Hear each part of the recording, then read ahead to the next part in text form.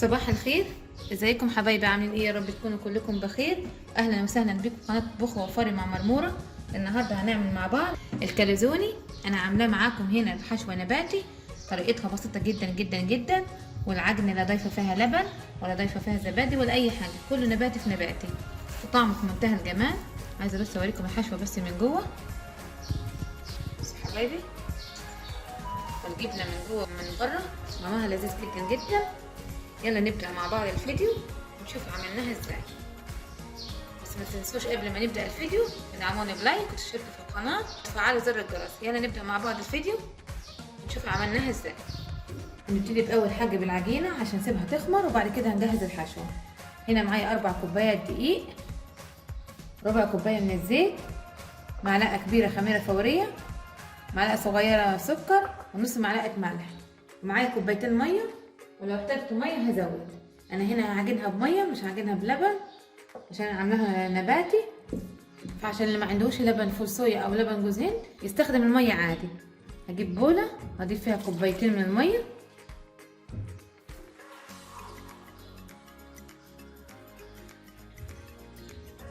التانية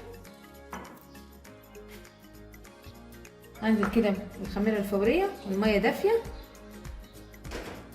عشان الجو عندي ساقع، السكر والملح، وهدوب الخميره والسكر والملح مع بعض.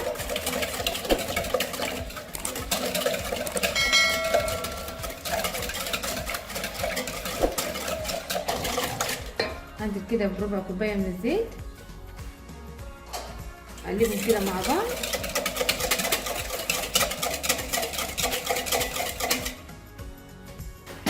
بعد ما اتاكدت ان الخميره والسكر والملح دابوا، هنزل كده بالدقيق، كل كميه الدقيق، وابتدي اعجن، ولو احتجت ميه هزود.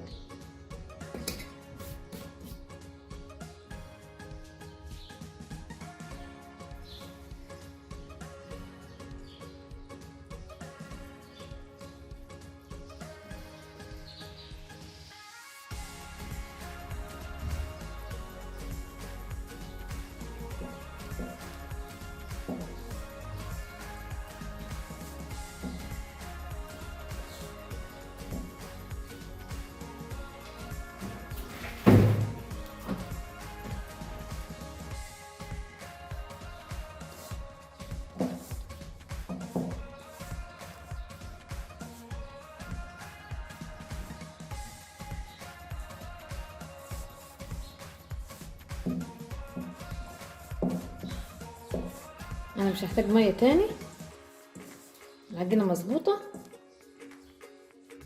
بس هحاول الم الدقيق كده واعجنها كويس. 4 كوبايات الدقيق اخدوا معايا كوبايتين من الميه وربع كوبايه الزيت. طبعا كل نوع دقيق بيختلف، فممكن في دقيق بياخد ميه اكتر، في دقيق بياخد ميه اقل، فانت لو احتجت تزودي شويه بشويه. هعجن فيها كده لغايه لما تعجن معايا كويس.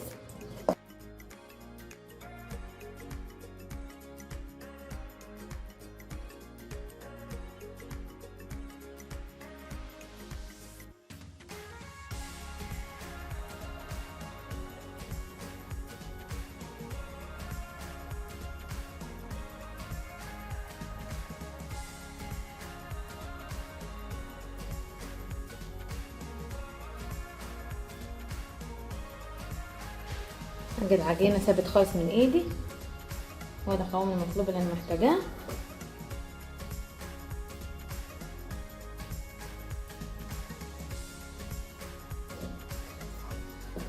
ادي خلاص بعد ما عجنتها، وقت القوام ده احطها كده في البوله، ادهن بس وشها بالزيت حاجه خفيفه عشان ما ينشفش معايا. هغطيها كده بالاسترتش راب وهسيبها لغايه لما حجمها يتضاعف. هنجهز مع بعض الحشوه. هنبتدي باول حاجه نجهز مع بعض الصلصه. حله على النار، هنزل كده بحوالي معلقتين من الزيت، هسيب الزيت يسخن.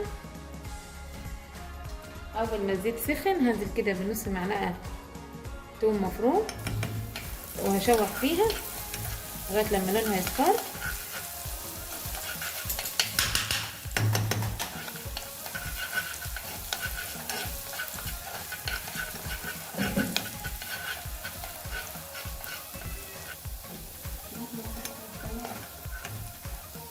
ودي اول ما التومه اخدت لون. هنا معايا ربع كيلو من الطماطم الفريش، انا فرمها في الخلاط ومصفيه. هقلبهم كده. انا عامله بس ربع كيلو طماطم بس، مش مكتره يعني.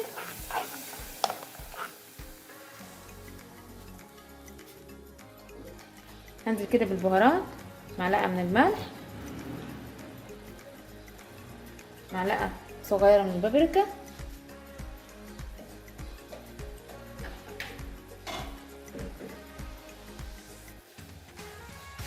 رشه كده من الحبهان المطحون،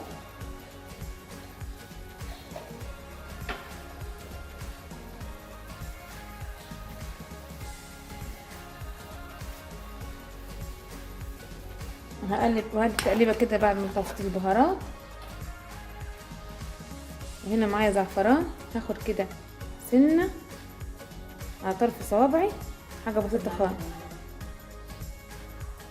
احطها كده، هقلبهم كده مع بعض وهغطيها واسيبها لغايه لما تتسبك، وهنجهز مع بعض الحشو. طاسه كده على النار، هضيف فيها حوالي معلقتين من الزيت كبار، هسيبهم معاها لحد لما يسخنوا. اول ما الزيت سخن معايا هنزل كده بحبايه بدنجان حجمها كبير تقطع مكعبات، هنزل كده على الزيت مكعبات وسط مش كبيره.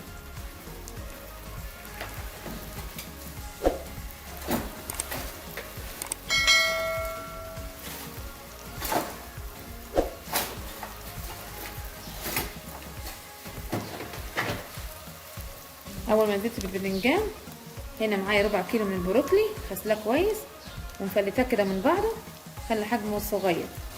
هنزل كده بالبروكلي، طبعا البروكلي مفيد جدا، طعمه جميل جدا.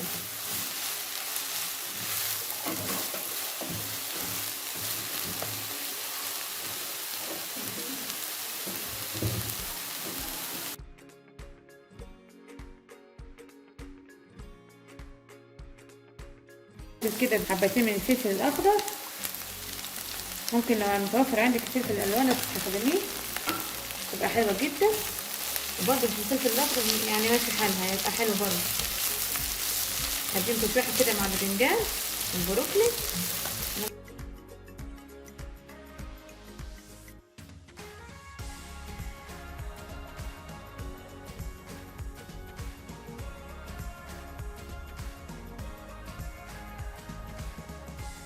وبعد ما الفلفل اخد تشويحه هنزل كده بالبصل، حبتين من البصل متقطع قطع كبيره مش مفروم، وهديهم كده تشويحه مع بعض لحد لما البصل يدبل. انا ليه ما نزلتش بالبصل الاول؟ عشان عايزاهوش يدبل، عايزاه يبقى فيه طعم البصل كده، الحشوه تبقى فيها طعم البصل، في نفس الوقت يكون البروكلي والباذنجان ابتدوا يتشوحوا.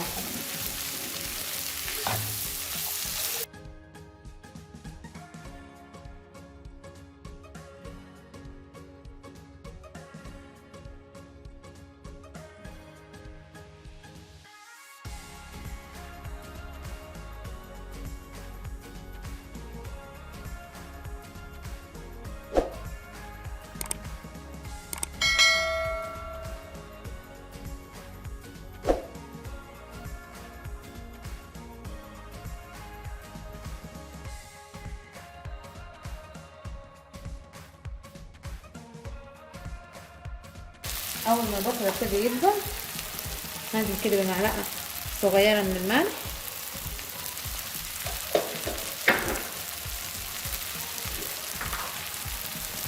معلقه صغيره من البابريكا، ربع معلقه صغيره من الكركم، ما تكتريش كركم عشان ما يبقاش مراره. وهنزل كده بمعلقه دبس رمان، لو متاح عندك، مش متاح خلاص، بس هي بتدي طعم حلو للحشو. معلقه كبيره صويا صوص،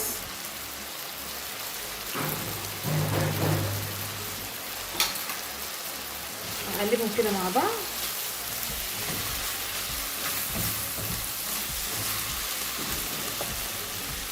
معلقه صغيره 7 بهارات،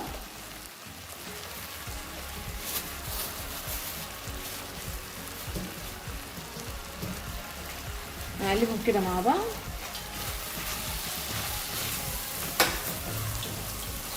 اول ما الخضار ابتدى يدبل هنزل كده بمعلقه صغيره من الثوم، حوالي كده 5 فصوص من الثوم. اول كده ما الثوم يستوي مع الخلطه هنزل كده بحبتين من الطماطم، قطع كده مكعبات،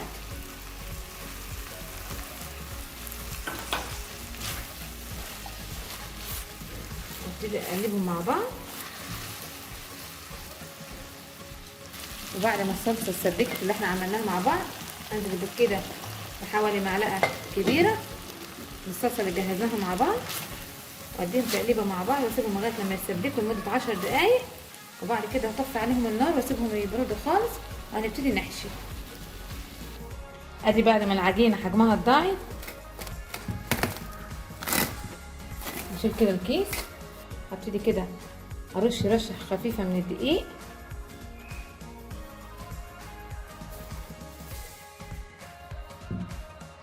ابتدي اقسمها كده كور. بس اول حاجه ههبط العجينه،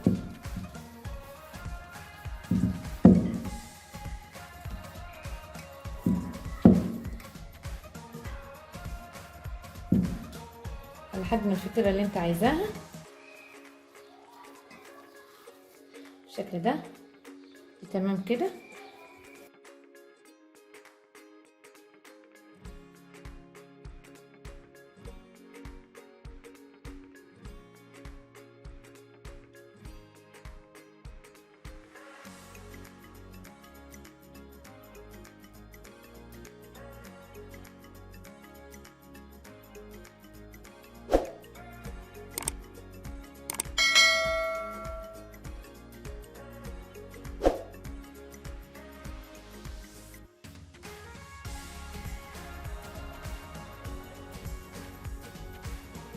بعد ما خلصت كميه العجينه كورتها هجيب كده صينيه، ارش رشه خفيفه كده من الدقيق، هاخد الكور كده هدهن وشه زيت وهغطيه وهحطهم كده على جنب وهنبتدي نشتغل مع بعض.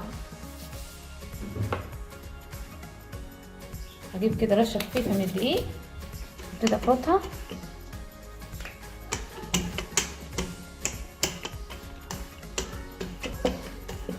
ما ترهفهاش خالص، خليها وسط على السمك المطلوب اللي انا عايزاه. ابتدي كده اخد من الصلصه وادهن في النص،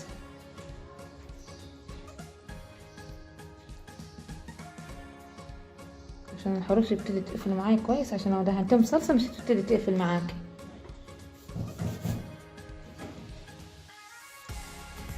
كده شويه من الحشوه وادي كده معلقه اوزعها،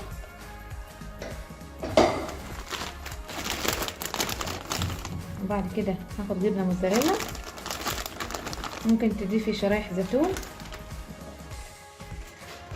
هوزع كده الحشوه، ابتدي اخد الجزء كده واقفله على التاني، بس اوزع الحشوه كويس، اضغط عليها عشان اتاكد ان الحشوه اتوزعت كويس، وبشوكه كده هقفل الحروف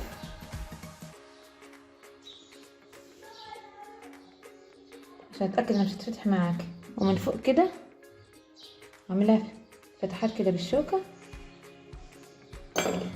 واحطها كده على الصينيه، ادهنها زبده او زيت. هعمل معاكم الكميه بالشكل ده.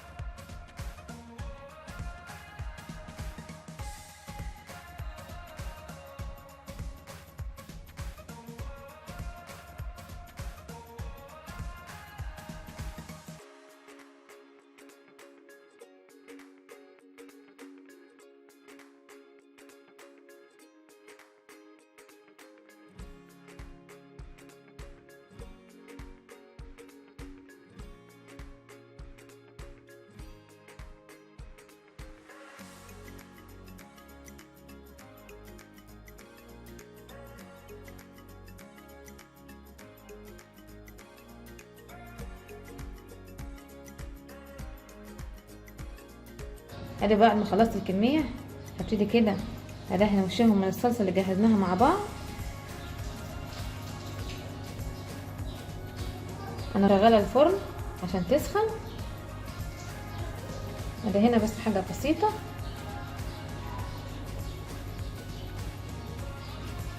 هدهن الفطير كله كده. بعد ما دهنت الفطير هبتدي كده ارش على وشها جبنه موتزاريلا.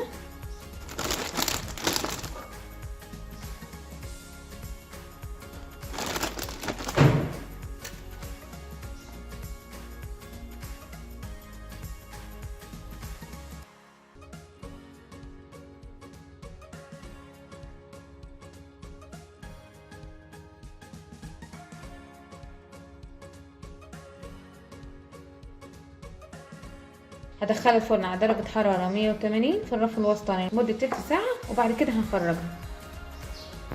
ادي الكاليزوني بعد ما خرجته من الفرن، جربوها هيعجبكم جدا، طعمه في منتهى الجمال. اسيبكم في رعاية الله، سلام.